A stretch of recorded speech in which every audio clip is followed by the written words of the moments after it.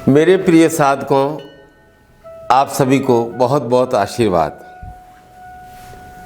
विश्व का सबसे बड़ा पर्व महाकुंभ चल रहा है और अगला महाकुंभ का ऐसा महापर्व 144 साल बाद संपन्न होगा। इस बार जो ग्रह स्थिति है उसी प्रकार की उस समय ग्रह स्थिति बनेगी। आज़ादी की बहुत साल पहले की बात है। प्रयाग में हर 12 वर्ष में कुंभ का आयोजन होता है। तो एक बार कुंभ में लाखों लाखों लोग पहुँचे। तो प्रयाग में जो अंग्रेज अधिकारी थे उन्होंने वहाँ लोगों को पूछा कि इतने अधिक लोग कैसे आ जाते हैं, कौन मैनेज करता है, कौन इन्हें निमंत्रण भेजता है कि इस फला तारीख को ये आयोजन है, और क्या सारे लोग आह्वान करते हैं। डाक व्यवस्था भी ऐसी नहीं है। तो उसने अपनी जेब से एक डायरी निकाली, छोटा पंचांग था। उन्होंने बोला कि ये हमारा पंचांग है और ये हर घर में होता है और इस पंचांग से हमें जानकारी मिल जाती है और हमें मालूम पड़ जाता है कि अब हमें कुंभ में जाना है। तो सनातन धर्म की यह विशेषता देखकर वो भी आश्चर्यचकित हो गए कि संसार में इतना बड़ा आयोजन जिसमें किसी को इनविटेशन भेजने की आवश्यकता नहीं है, जबरदस्ती करने की आवश्यकता नहीं है, स्वतः प्रेरणा से, चाहे व्यक्ति केरल में बैठा है, मद्रास में बैठा है, कश्मीर में बैठा है, वो अपने आप आ जाता है। और हमारे आस्था का सैलाब कितना गहरा है, कितना गहन है कि हमारे हृदय में अंकित है। अब क्या है कि हम किसी भी मनुष्य के गुण अवगुण व्यवहार देख सकते हैं, लेकिन उसकी आस्था होती है ना, उस आस्था को कभी नहीं हिला सकते, क्योंकि आस्था अडिग है। और आस्था ही हर भारतीय की, हर सनातन धर्म को मानने वाले की आत्मा है। आप में से कई लोग कुंभ में जाकर आ गए हैं, कई लोग जाएंगे, डरपोक लोग घर में बैठे रहेंगे। अंदर उबाल आए तो चले जाना। अब कुंभ क्या है? कुंभ का अर्थ है कलश। और प्रयागराज जहाँ गंगा यमुना सरस्वती का त्रिवेणी संगम होता है, तो निश्चित रूप से वो अमृत स्थल है।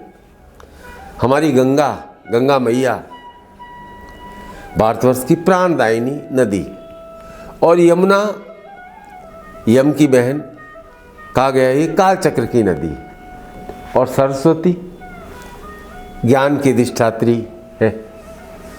तो जब गंगा और यमुना के साथ सरस्वती का मिलन होता है, ज्ञान, काल और प्राण तीनों का मिलन होता है, तो किसका प्रवाह होगा?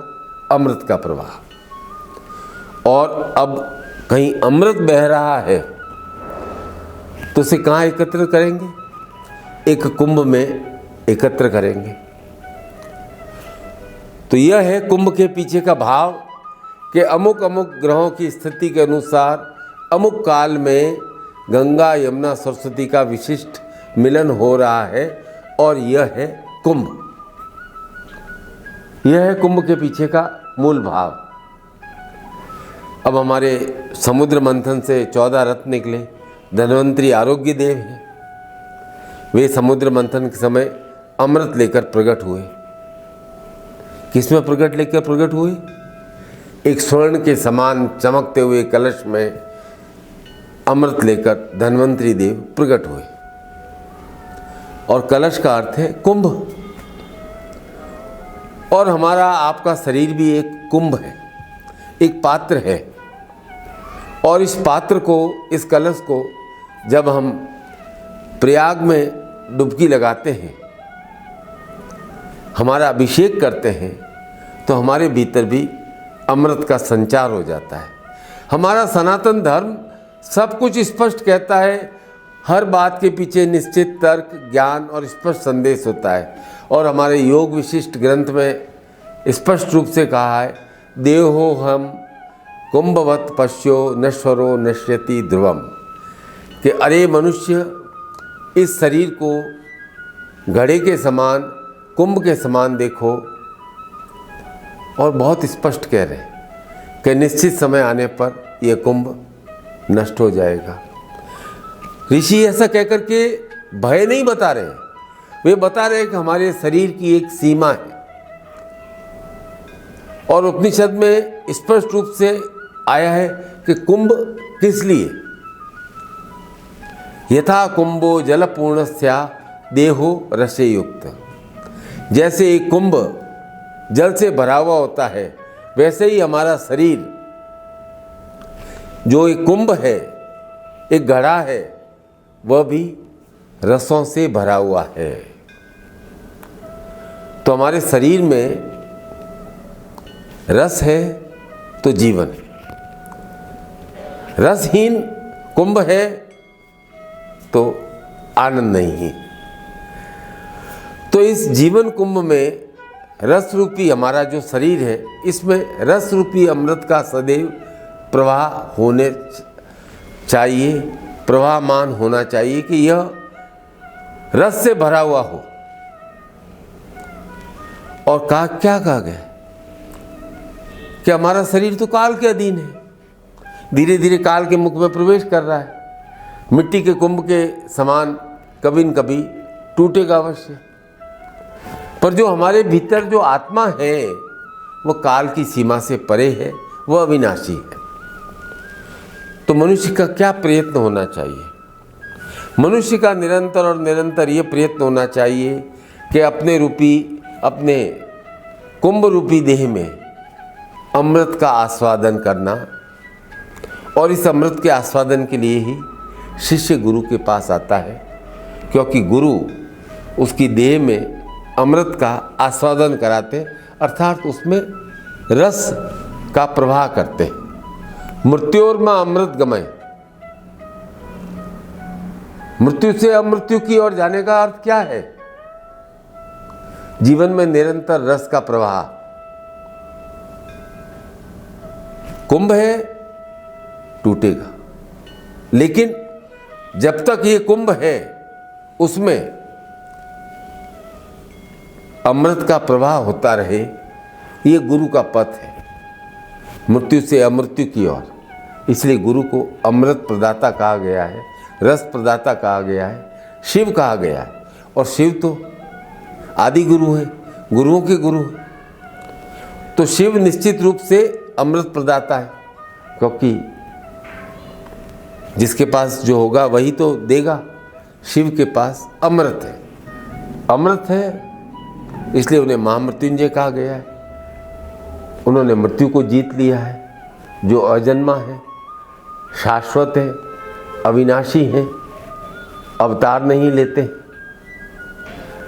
सृष्टि के प्रारंभ से सृष्टि के अंत तक और सृष्टि के वापस प्रकट होने तक शिव है तो सृष्टि है, अर्थात अमृत है तो सृष्टि है।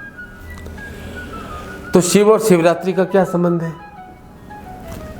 अरे भाई, शिवरात्रि अमृत की रात्रि, उस रात्रि को अमृत की वर्षा होती है, क्योंकि उस कालखंड में शक्ति और शिव ने एक दूसरे को वरण किया। क्योंकि आपको मालूम है ना, कथा, शिवरात्रि की कथा आप सब जानते हो कि भाई उस दिन शिव ने शक्ति से विवाह किया। अब मुझे बताओ, शक्ति क्या है? शक्ति का सीधा साधा अर्थ है ऊर्जा। तो हमारे शरीर रूपी कुंभ में जो ऊर्जा है, उसका कारण है अमृत, और वो अमृत है हमारी आत्मा। अब कहते हैं कि अमृत पीने से व्यक्ति अमर हो जाता है। गुरु कहते हैं, देव कहते हैं कि जो आत्मज्ञान से युक्त व्यक्ति रहता है वह जन्म मरण के चक्र से मुक्त हो जाता है, क्योंकि हमारी आत्मा है वो परमात्मा का अंश है और परमात्मा तो निश्चित रूप से अमर है। तो ठीक उसी प्रकार से हमारी आत्मा भी अमर है, क्योंकि वह अमृत का स्वरूप है। हमारी आत्मा सत चित्त आनंद का स्वरूप है। उसका स्वभाव शाश्वत आनंद है और शाश्वत आनंद का अर्थ है अमृत। तो इस कुंभ में अमृत का आस्वादन करना है। इस कुंभ को सूखने नहीं देना है, इस कुंभ को रसहीन नहीं करना है। इस कुंभ में शिव भाव को सदैव और सदैव, अमृत भाव को सदैव और सदैव स्थापित रखना है। न शिवे न विना शक्ति न शक्तया विना शिव, कि बिना शक्ति के शिव भी निश्चित हो जाते हैं, उसमें स्पंदन नहीं रहता है। ऐसे ही हमारा शरीर भी आत्मा अर्थात शिव, शिव नहीं शांत हो जाता है। तो हमारे भीतर सौंदर्य रस आत्मा से आता है और हर प्राणी को सर्वाधिक प्रेम शरीर के भीतर स्थित आत्मा से होता है। प्राण है आत्मा का स्वरूप, प्राण से है और प्रत्येक प्राणी में प्राण रक्षा स्वाभाविक गुण है कि ये इनके इन प्रकारेण मेरे प्राण की रक्षा हो, क्योंकि कोई भी नहीं चाहता है कि मृत्यु हो। तो उस प्राण की रक्षा कब होगी? जब प्राणों में अमृत का प्रवाह निरंतर और निरंतर रहेगा, वो अमृत सूखेगा नहीं। इसीलिए हमारे वेदों में भी शिव को महामृत्युंजय अर्थात मृत्यु को जीतने वाले देव के रूप में माना जाता है। ओम त्र्यंबकम यजामहे सुगंधिनीम पुष्टिवर्धनम उर्वारुक बंधनात् मृत्योर्मुक्षे मामृतात्। ये मृत्यु भय से मुक्ति दिलाने वाला मंत्र है। मृत्यु भय से मुक्ति का अर्थ क्या है? हमारे जीवन में रस रूपी अमृत का निरंतर और निरंतर प्रवाह रहे। हम 80 साल जिए, 100 साल जिए, 110 साल जिए, हमारे शरीर में रस रूपी अमृत का निरंतर और निरंतर प्रवाह रहे। रस नहीं सूखे, अमृत शुष्क नहीं हो। अभी मैंने शुरुआत में कहा था कि जहाँ गंगा यमुना सरस्वती मिलते हैं वहाँ अमृत का प्रवाह होता है। सरस्वती क्या है? सत्य का स्वरूप। ज्ञान हमेशा सत्य का स्वरूप होता है। गंगा क्या है? रज का स्वरूप। रज का अर्थ है उत्पत्ति। और यमुना है तम का स्वरूप अर्थात तेज, क्रिया का स्वरूप। तो इन तीनों विशेषताओं से युक्त अर्थात सत्व, रज और तम, इनका जब मिलन होता है तो अमृत की प्राप्ति होती है। और प्रयागराज में महाशिवरात्रि तो वो आपको एक कहावत में सोने में सुहागा, वैसे सोना अपने आप में शुद्ध ही होता है।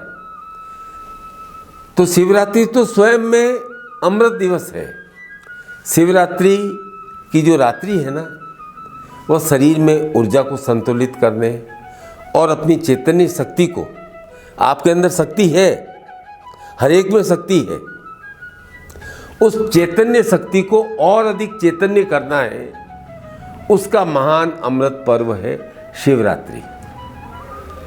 उस दिन ग्रहों की स्थिति भी इस प्रकार की होती है क्या उस समय हम जब जो ध्यान, साधना, अभिषेक करते हैं उससे शरीर में ऊर्जा संचारित होती है। और ऊर्जा संचारित होने का सीधा साधा अर्थ है अमृत की प्राप्ति। अमृत कहीं अलग नहीं है, अमृत हमारे भीतर है। उस भीतर के अमृत को जागृत करना है, भीतर के कुंभ को खोलना है और उसमें से अमृत का आस्वादन कर हमारे सहस्रार में ले जाना है। तो महाशिवरात्रि है आत्मा का अमृत और आत्मा का अमृत है मोक्ष अर्थात मुक्ति, स्वतंत्रता। आत्मा का अमृत है ऊर्जा, आत्मा का अमृत है ज्ञान। तीनों ही तो आत्मा के अमृत है। इन तीनों को संयोजन करने, प्राप्त करने का सर्वोत्तम अवसर है महाशिवरात्रि। इतना समझ लो कि यह महाशिवरात्रि सांसारिक मोह माया से ऊपर उठकर शिव तत्व में लीन होने और परम शांति और परम आनंद को अनुभूत करने का पर्व है। और महाशिवरात्रि पर इस बार प्रभु की इच्छा हुई प्रयाग में महाकुंभ में आनंद के साथ संपन्न करेंगे, जहाँ शिव की दिव्य ऊर्जा है, महाकाल की भक्ति है और हमें अवसर मिला है अपने भीतर के शिव तत्व को, अमृत तत्व को जागृत करने, अवसर प्राप्त हुआ है। और आप अवश्य ही इस दिव्य ऊर्जा को ग्रहण करना चाहते हैं। आप भी महामृत्युंजय महाकाल की भक्ति में लीन होना चाहते हैं। आप भी अपने शरीर को हष्ट पुष्ट और वृद्धि की ओर अग्रसर करना चाहते हैं। आप भी अपने अंदर निरंतर रस को जागृत रखना चाहते हैं और निखिल शिष्य शिवत्व को अवश्य ही अपने भीतर जागृत करना चाहते हैं। तो महादेव का आह्वान है कि महाशिवरात्रि पर उनका आह्वान करने, ध्यान करने, पूजन करने, मंत्र जप करें, भक्ति करें, प्रयाग में कर सके तो मुझे बहुत प्रसन्नता होगी। और सद्गुरुदेव और देवों के देव महादेव की अमृत वर्षा आपके जीवन में अर्थात आपके इस कुंभ में अवश्य होगी, अवश्य होगी। आप सबको बहुत बहुत आशीर्वाद, निरंतर अपना अमृत अभिषेक करते रहें। बहुत बहुत आशीर्वाद।